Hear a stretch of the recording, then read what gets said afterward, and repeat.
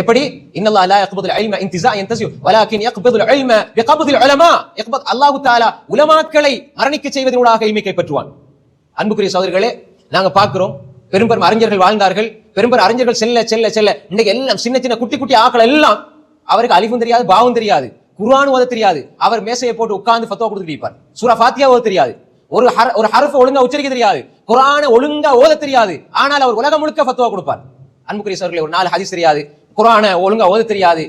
இமாம்கள் பயந்தார்கள். இன்னைக்கு சர்வ சாதாரணம் ருவைபிலா, அதாவது இந்த அறிவே இல்லாமல் அறிவாளிகளை போன்று பேசுகிற நடிக்கிறவர்கள் அறிவாளிகளாக பார்க்கப்படுவார்கள். இல்ம் கைப்பற்றப்பட்டது. பெரும்பெரும் அறிஞர்களை வரலாற்றில் நீங்க பாப்பீங்க. அந்த அறிஞர்கள் எல்லாம் இல்ம் இருந்தது, ஆனா அவங்கள்ட்ட ஏதாவது கேள்வி கேட்டா பதில் சொல்றதுக்கு பயந்தாங்க. இன்னைக்கு அப்படி இல்லை, இருக்கிறத வச்சு சமாளிச்சுட்டு போவோம். அன்புக்குரிய சகோதரர்களே, இதல்ல இன்று இல்ம் கைப்பற்றப்பட்டிருக்கிறது என்று சொன்னால், உலமாக்கள் இன்று தூய்மையான உலமாக்கள் அன்று இருந்தார்கள். இஹ்லாஸோட, உள்ளச்சத்தோடு, பயபக்தியோடு, அல்லாஹ்வுடைய உணர்வோடு பெரும் அறிஞர்கள் சலபுசாலிகள் வாழ்ந்து சென்றார்கள்.